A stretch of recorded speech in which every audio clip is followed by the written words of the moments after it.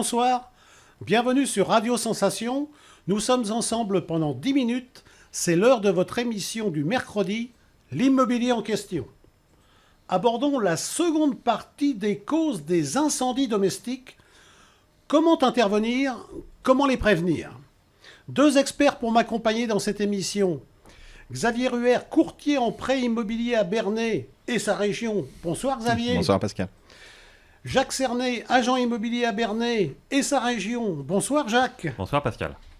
Alors, quelles sont les principales causes des incendies domestiques les plus fréquents? On va peut-être les récapituler un petit peu. Jacques. Alors, en cause principale, on a bien sûr les incendies d'origine électrique et puis aussi les incendies au niveau des cheminées et les incendies dus aux plaques de cuisine quand on ne fait pas forcément attention ou quand on laisse un gaz allumé ou une plaque allumée avec quelque chose qui chauffe dessus. Xavier, dans une construction neuve, puisque je sais que vous financez, vous nous l'avez expliqué, vous financez du neuf, est-ce qu'il y a des précautions à prendre également? Alors, au point de vue assurance déjà, est-ce qu'on a une assurance de la même manière dans l'ancien que dans du neuf? Et puis, est-ce qu'il y a des choses particulières lorsque le constructeur livre une habitation neuve? Au niveau des assurances, c'est exactement la même chose. De toute façon, vous êtes couvert aussi bien dans le neuf que dans l'ancien. Ensuite, selon les contrats d'assurance, vous pouvez avoir valeur à neuf ou pas. Mais ça, c'est à voir avec son assureur. Après, dans le neuf, il y a quelque chose qui est obligatoire maintenant, et c'est même assez aberrant que ça le soit seulement depuis la RT 2012, donc depuis quelques années, 3-4 ans, c'est simplement des détecteurs de fumée. En fonction du nombre de pièces, du nombre de chambres, vous devez avoir tant de détecteurs de fumée dans la maison. C'est quelque chose qui coûte 10 €, et jusqu'à maintenant, on s'en passait. Dans le neuf, c'est toujours pas... c'est obligatoire. Dans l'ancien, chacun fait comme il veut, alors que pourtant, c'est un accessoire pour vraiment pas cher qui vous assure la vie, quoi. Donc, à la livraison d'une habitation neuve, vous avez l'obligation d'avoir l'installation des détecteurs de fumée. Oui, c'est au constructeur de les installer. Alors, et dans l'ancien, Jacques? Alors, dans l'ancien, le détecteur de fumée a été rendu obligatoire par une loi. On sait qu'il y a 50% des Français qui ont mis un détecteur de fumée. Maintenant, il faut le placer dans la bonne pièce. Donc, théoriquement, il est obligatoire. S'il y avait un contrôle sur l'ensemble du territoire, on sait pertinemment que beaucoup de gens ne l'ont pas mis.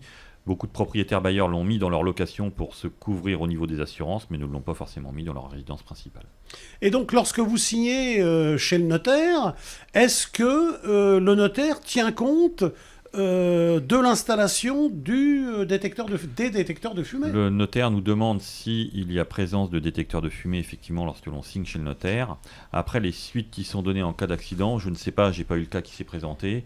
Est-ce que l'acte notarié hors présence de détecteurs de fumée vaut loi ou pas? J'en sais rien, je ne sais pas.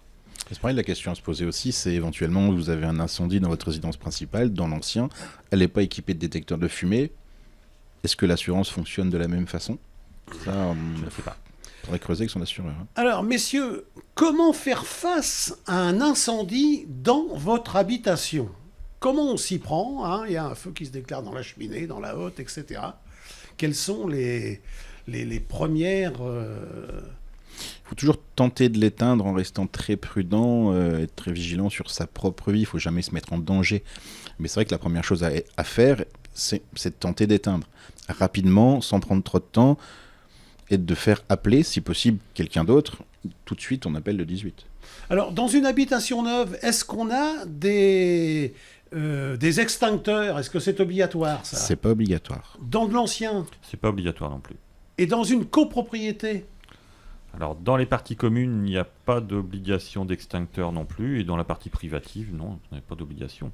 Ça le deviendra peut-être un jour, mais c'est dans les locaux professionnels, par exemple, où vous avez des obligations pour la sécurité. Du moment qu'on reçoit du public. C'est ça. Donc, ensuite, on appelle les pompiers. Donc, le conseil, on va noter quand même ces numéros de téléphone. On les a pas tous, les numéros de téléphone, que ça soit gendarmerie, pompiers, etc. Et c'est pas à ce moment qu'il faut courir après pour chercher son numéro de téléphone. Donc, quels sont les numéros qu'on peut appeler pour que les pompiers interviennent? Alors, on peut faire le 18 ou le 112. Et en cas d'incendie, dans les consignes, ce qu'il faut essayer de faire, si c'est possible, c'est de couper l'électricité avant de sortir de sa maison. pour éviter, selon l'origine de l'incendie, que ça se propage encore à d'autres parties de la maison plus rapidement. Quand vous dites le 18 et le 112, pourquoi il y a deux numéros là ? Le 18, c'est le numéro français, les pompiers français. Et le 112, c'est un numéro européen qui est en fait un numéro de secours en général. C'est-à-dire qu'en faisant le 112 depuis n'importe quel téléphone européen, ils vous géolocalisent en gros. Ils savent dans quel secteur vous appelez, donc quelle caserne on va le déclencher. Et le 112 ne sert pas qu'à un incendie. Le 112, aussi, vous avez le SAMU qui peut être déclenché derrière. C'est vraiment un numéro d'urgence généralisé européen. C'est pas spécialement pompier, SAMU, non. Vous faites le 112, vous avez forcément le bon service qui va répondre derrière. Donc, on rappelle le 18 ou le 112. C'est ça. Tout à fait. À prendre note. Comment prévenir un incendie ? Comment on peut le prévenir, cet incendie dans le domicile, Jacques ? Il va falloir qu'on limite les risques déjà. Hein. Si vous avez des éléments qui, par exemple, de la cuisine avec de la graisse ou les hôtes, par exemple, récupèrent la graisse, il faut nettoyer très régulièrement le filtre. Ça fait contact, tout ça. Ça peut faire contact. Il faut éviter de laisser des comburants, c'est-à-dire des sources qui peuvent nourrir l'incendie trop proches de certains éléments, par exemple des cartons qui soient à côté d'une cheminée, ce genre de choses. Les appareils électriques qui ne vous servent pas, les débrancher, il y a toujours l'éveil à avoir. Et puis surtout, éviter de surcharger une seule prise électrique. Il faut savoir que sur une ligne, vous avez le droit à 8 prises en cascade. Donc ne pas mettre une prise multiple avec 8 appareils sur la même prise, parce que là, la chauffe peut vous déclencher un incendie. Mais on l'a tous fait, ça. On a une prise de courant, et puis on arrive dans l'un, il n'y en a qu'une, et on en remet une deuxième à côté, et puis... On le fait tous, je ne vais pas dire qu'on en met 8-10, mais...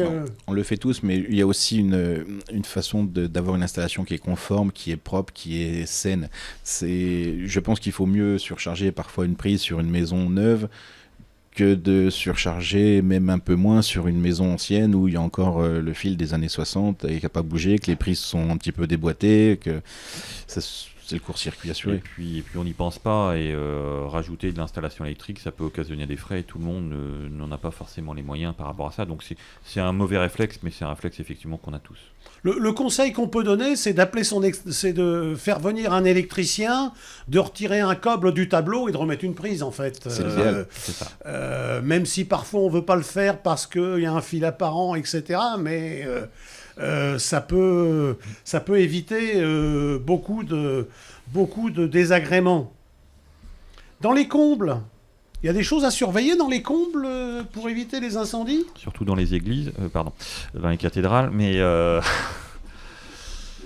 effectivement, il faut, dans les combles, quand vous les faites aménager, il faut notamment l'installation électrique, comment elle est mise, est-ce que faut pas que ce soit des choses qui puissent être en contact avec des éléments qui vont rapidement s'enflammer. Encore une fois, des cartons, du bois léger, ce genre de choses, parce qu'avec la chaleur qui est présente dans un comble, plus éventuellement la chauffe, parce que surtout les fils électriques, ça peut très vite s'enflammer. Il nous reste 2 minutes, messieurs. Comment on éteint un feu de cheminée ? Qui veut répondre ? Avec un extincteur, si vous avez. Et si j'en ai pas chez moi. S'il n'y en a pas, le feu de cheminée, le feu va s'aviver surtout si on a beaucoup d'air qui rentre. Donc si vous avez un insert, surtout ne pas ouvrir la porte, parce que là, c'est ça, on n'ouvre pas les portes. Ouais. Oui. On n'ouvre pas les portes. Après, l'idéal, si vous avez une trappe qui bouche la cheminée et qu'on peut tirer, ça va couper tout l'oxygène. Et sinon, si on ne sait pas faire, on appelle le 18 ou le 112, ce sera beaucoup plus simple.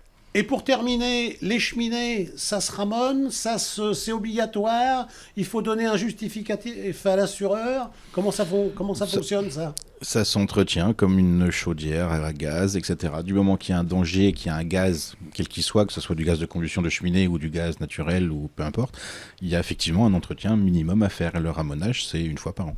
L'assureur demande 1 fois par an. Dans l'heure, la préfecture impose 2 fois par an pour un ramonage de cheminée.